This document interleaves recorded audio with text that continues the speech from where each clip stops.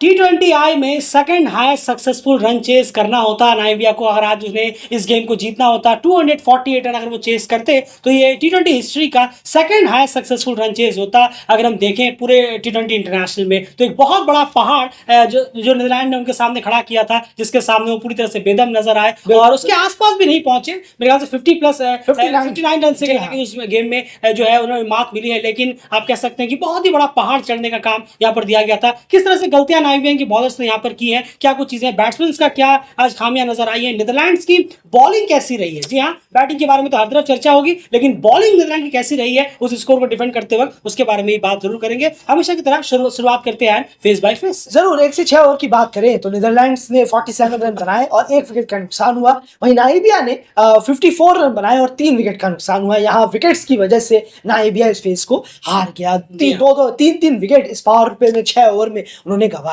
वहीं 7 से 15 के बीच की बात करें फेज 2 में, ये पावर फेज 2 में अगर हम देखें तो यहाँ पर नीदरलैंड्स ने 125 रन बनाए, बहुत ज्यादा, और कोई भी विकेट का नुकसान हुआ नहीं। कुछ और ही गेम देखने को मिला। वहीं नाइबिया ने यहाँ पर 83 रन किए और 3 विकेट का नुकसान यहाँ नाइबिया को उठाना पड़ा इस मिड फेज में।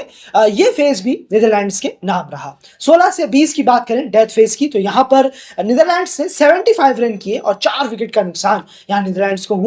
और वहीं नामिबिया ने 51 रन किए और 1 विकेट का नुकसान यहाँ पर उन्हें सिर्फ हुआ। और ये वाला फेज भी नीदरलैंड्स यहाँ पर अपने नाम कर गया। बिल्कुल, तो तीनों ही फेसेस में यहाँ पर नीदरलैंड ने जबरदस्त तरीके से शिकस्त दी है नाइबिया को, चाहे वो फेज 1 हो, फेज 2 हो या फिर फेज 3 क्यों ना यहाँ पर हो, और इस गेम को भी जीता और तीनों फेसेस को भी वो यहाँ पर जीत कर लेके चले गए। चलिए बात करते हैं डॉट बॉल्स फेस कंपैरिजन क्या है। बिल्कुल, और डॉट बॉल्स की बात करें तो 1 से 6 ओवर में नीदरलैंड से 16 डॉट बॉल्स खेली। वहीं नाइबिया ने 18 डॉट बॉल्स खेली। 7 से 15 के बीच में नीदरलैंड्स ने 11 डॉट बॉल खेली और वहीं पर नाइबिया ने 15 डॉट बॉल्स खेली हैं 7 से 15 के फेस में देखें। वहीं पर अगर हम डेथ फेस की बात करें तो नीदरलैंड्स ने 7 और नाइबिया ने 11 डॉट बॉल्स खेली। बिल्कुल, यानी तीनों ही फेसेस में नाइबिया ने डॉट बॉल्स में भी कहीं ना कहीं शिकस्त खाई है नीदरलैंड से और ज्यादा डॉट बॉल्स खेली है इन कंपेयर टू नीदरलैंड। अगर हम देखें तो इस फेस कंपैरिजन में भी नीदरलैंड से बात दी, यानी क्लिनिकल परफॉर्मेंस यहाँ पर रही है, चाहे हम बॉलिंग से देखें या फिर बैटिंग से देखें, लेकिन बॉलिंग एनालिसिस की बात आगे जरूर करेंगे। बैटिंग की यहाँ बात करते हैं, देखिए सीधी तौर पर है लेविट और एंजल बेंच, यही पूरी कहानी है। स्कोर कार्ड में आप रन ऑलरेडी देख पा रहे हैं। जो इनिंग खेली लेविट ने 62 बॉल में 135 रन, एंजल बेंच ने 40 बॉल में 75 रन। एंजल बेंच ने सुन आपकी स्ट्राइक रेट। बिल्कुल जी हाँ, कल ही हम बात कर रहे थे कि उन्हें थोड़ा स्ट्राइक रेट अपना बढ़ाना होगा और आज फाइनली वो स्ट्राइक रेट बढ़ता हुआ हमें दिखा और 187 की स्ट्राइक रेट की है। एक चीज जरूर कहना चाहेंगे, लॉफ्टे इटॉन ने जो सेंचुरी लगाई थी नेपाल के खिलाफ, जो फास्टेस्ट सेंचुरी थी T20I में, उस इनिंग से ज्यादा इंप्रेसिव ये इनिंग है और उस इनिंग से ज्यादा जो है दिलचस्प और बहुत ही बेहतरीन क्रिकेटिंग वे में अगर हम कहें तो ये इनिंग मानी जाएगी। क्यों, एंड समझाने की कोशिश करें। जरूर देखिए, अगर आप वैगन व्हील पर गौर करेंगे इनके तो क्या लाजवाब शॉट्स हैं इनके। अगर आप देखें, आज मैच भी देखा, बहुत ही सीधे बल्ले से सिक्सेस लगाए हैं इन्होंने। बहुत कहना होगा बैकफुट पर भी गए, लेकिन सीधे बल्ले का भी इस्तेमाल किया और इनके हाथों में कहना होगा बहुत पावर है, रिस्ट में भी बहुत ताकत है, हैंड बहुत तेज घूमता है लेविट का। अगर हम बात करें, अगर रन्स देखेंगे आप, कवर में 31, मिड ऑन में यहाँ पर भी काफी रन आए हैं। 23 और 22 रन मिड ऑन में बने हैं। वहीं पर लगभग एंड सेंचुरी इनकी आंखों के सामने है।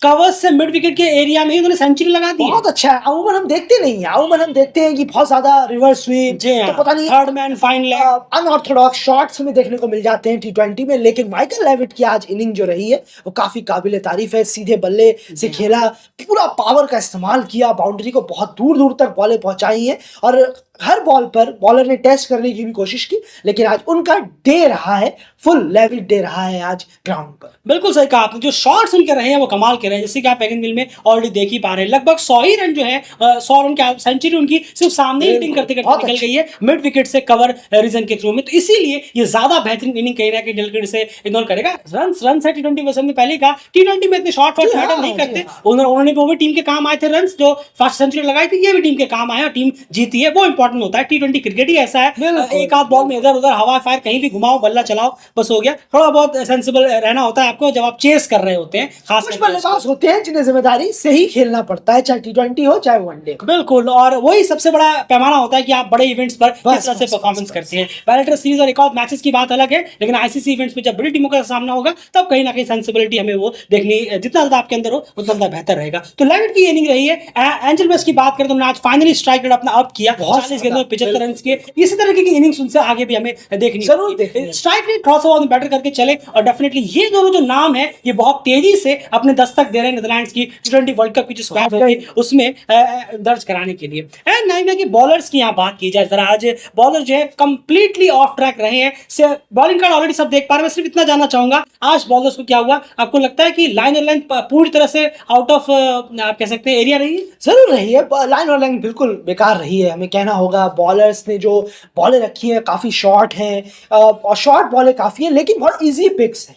शॉर्ट बॉलें भी आप वहां रखिए जहां पर आप मार सकते हो, जहां बल्लेबाज को दिक्कत हो, लेकिन शॉर्ट बॉलों में कोई इतनी ज्यादा दिक्कत पैदा नहीं हुई है। हमें काफी अच्छे शॉट देखने को मिले एंजल ब्रेस्ट की तरफ से, आपके लेविट की तरफ से, और फिर स्पिनर्स जब आए तब लॉफ्टी टॉन हो, स्कॉल्ड्स हो, तो उन्होंने काफी आगे रखा, फुल लेंथ पर बॉलें रखी हैं। लेकिन कुछ बॉलें पड़ी हैं, हमें क्रेडिट देना होगा कि कुछ बॉलें स्पिनर्स ने कोशिश की कि शायद थोड़ा सा हम गुड लेंथ पर रखें तो शायद बच सकते हैं, बच जाएंगे, लेकिन ऐसा नहीं हुआ। जैसे कि आज है और फुली ऑन थे, चार्ज ऑन था आज लेविट का और एंजल ब्रेस्ट का, दोनों का ही लाजवाब खेले हैं। दोनों ने बॉलर्स के हर प्लान को फेल किया है। और एक चीज हमें तारीफ करनी होगी कि दोनों ही बल्लेबाजों ने इतना ज्यादा, कहना होगा, जो हम अमूमन देखते हैं अनऑर्थोडॉक्स क्रिकेट, ज्यादा कुछ ट्राई करने की कोशिश नहीं की। एग्जैक्टली यही कहने का मेरा मतलब था कि कुछ ट्राई नहीं किया, बॉल की मेरिट पर खेला है। बॉल अगर आगे है तो उसको आगे के सामने की तरफ खेल रहे हैं, ना कि रिवर्स स्वीप, फालतू का वो, पीछे का वो। लेकिन T20 है तो आप मार सकते थे, सोच सकते थे, लेकिन उसके बावजूद आपने सीधे बल्ले का सहारा लिया। यह आपकी क्वालिटी बयान। बिल्कुल सही कहा आपने, ये आपने सही कहा कि बॉल अगर सीधे की तरफ, शॉट्स की तरफ आ रही तो उन्होंने सीधे ही सिक्स लगाया, वैसे ही हुआ, वहीं पर लगाया। बॉल जो है लेग की साइड आई तो उन्होंने लेग की तरफ खेला है, ऑफ है तो ऑफ की तरफ ही चौका या छक्का मारने की कोशिश की है। तो ये सबसे खासियत रही है साइमन एंजल ब्रेस्ट, और इसी वजह से जो एरर्स हैं उसकी गुंजाइश बहुत कम हो गई और बॉलर जो है बहुत ही ज्यादा एक्सपेंसिव होते हुए चले गए। और आज जो हाल हुआ वो 247 रन खर्च कर दिए। और यान फ्राइलिंग की बात करें तो बर्न स्कॉट, ये तो उनका करियर का सबसे वर्स्ट फिगर है T20 आई में, जो कि आज ही के दिन आया। याद नहीं करना चाहिए, बिल्कुल आज वो याद नहीं करना चाहेंगे। ये बात हो गई बॉलिंग की कि आखिर बॉलर्स का शिकम वही रहे जिन्होंने एक अच्छा सा स्पेल रखा, थोड़ा सा ऑफ लाइन की तरफ भी वो डाल रहे थे बॉले, थोड़ा सा स्लोअर छोड़ रहे थे। कुछ बॉले तो बच गए शुरुआत में, खासकर दूसरे चौथे और छठे ओवर में उन पर इतना नहीं हुआ, लेकिन आखिरी ओवर में वो थोड़े से एक्सपेंसिव चले। बिल्कुल, अब चलते हैं जरा नामिबिया की बैटिंग लाइनअप की तरफ। बैटिंग जो चेस करने के लिए टीम आई, मैच 187 रन तक ये पहुंच पाई। डेफिनेटली एक ऑलरेडी बहुत बड़ा पहाड़ जो है वो उनके सामने खड़ा हुआ था। 250 रन आए दिन बनते नहीं है जो आप चेस करते हैं, होता है सिर्फ ये सेकंड हाईएस्ट चेस होता पूरी T20 हिस्ट्री में। आपके अगर हम बात करें, पहला साउथ अफ्रीका ने किया था वेस्ट इंडीज के खिलाफ, जो मेरे ख्याल से पिछले साल ही हुआ था 2023 में, सेंचुरियन में जो हुआ था। उसके बाद ये सबसे हाई सक्सेसफुल रन चेस होता अगर टीम कर लेती तो ऑलरेडी आपके सामने एक पहाड़ था। लेकिन उसके बावजूद भी नाइबियन बैट्समैन ने बहुत सारी गलतियां यहां पर की हैं, और थोड़ी सी डिसअपॉइंटिंग यहां पर रहा है कि उन्होंने गलतियां ज्यादा की हैं। और हाँ, एक चीज और है कि नीदरलैंड्स के बॉलर्स की उन्होंने गलत बॉलों को पिक किया है हिट करने की।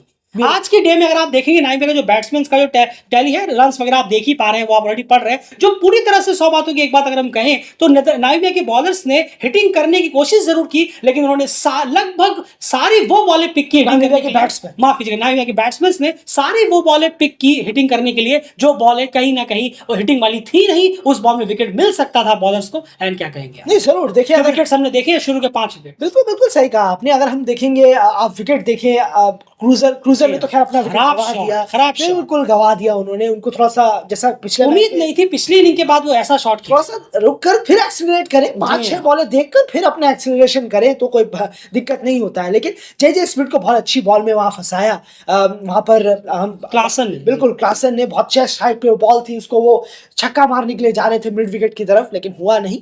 बहुत अच्छा कैच लिया वहां पर। उसके बाद हम देखें यान फ्राइलिंग, जी हाँ, लॉफ्टी टॉन आए, उन्होंने भी उठा के मारा, वो भी सीधा स्कॉट एडवर्ड ने उनका बहुत अच्छा एक कैच पकड़ा।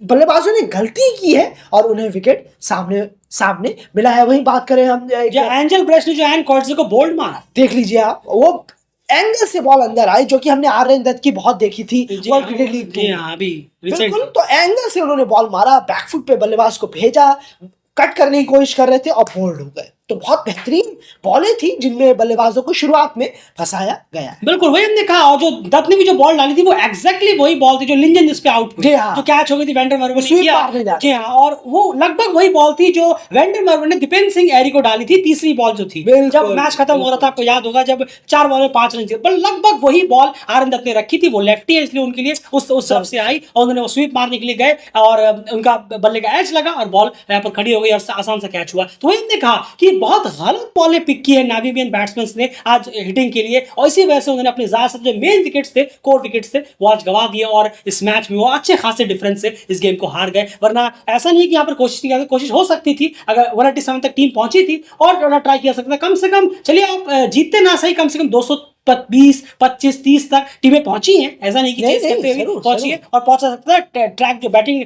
फुल्ली बैटिंग डेक है, अगर हम सीरीज की बात करें तो पहुंचा सकता है। गलतियां यहाँ पर नाइवियन बैट्समैन ने आज भर भर के की हैं और गलत बॉलें पिक की है नीदरलैंड्स के बॉलर्स की, जहां पर उन्हें हिटिंग नहीं करनी चाहिए थी, उसमें ही उन्होंने हिटिंग की है और विकेट्स उनके गिरे हैं। एंड नीदरलैंड्स की बॉलिंग की बात की जाए, नहीं जरूर देखिए, आज बॉलर्स का तो खैर ऑफ डे पूरा ही कहना होगा कि नीदरलैंड्स ने कम मिस्टेक्स की हैं अगर हम बात करें नामीबिया के मुकाबले, और ये मैच अपने नाम करने में कामयाब जरूर है। बॉलिंग कार्ड आप देखिए, और एक कॉन्फिडेंस तैयार उनके साथ वैसे ही था कि हमारे पास 247 रन खर्च करने के लिए। बिल्कुल जरूर जरूर। आज जो चमके हैं वो गुंगटन, जो कि उनके इकोनॉमिकल भी और प्लस विकेट टेकर भी रहे हैं। 4 ओवर में 26 रन, 2 विकेट उन्होंने निकाले, और सही कहना होगा कि क्रूशियल वक्त पर अच्छी बॉलों से यहाँ पर विकेट मिले हैं नीदरलैंड्स को, चाहे फ्रेड क्लासन का फसाना हो, आर्यन दत्त का, एंजल ब्रेच का, तो काफी अच्छी कुछ बॉलर डिलीवरीज डाली जिसपे बल्लेबाज सामने वाला आउट हो गया। जी हाँ, अभी यही मैं कह रहा था कि नीदरलैंड्स के जो बॉलर्स हैं उन्होंने अच्छे डिलीवरीज पे विकेट जरूर जरूर, और नामीबिया के बैट्समैन ने वही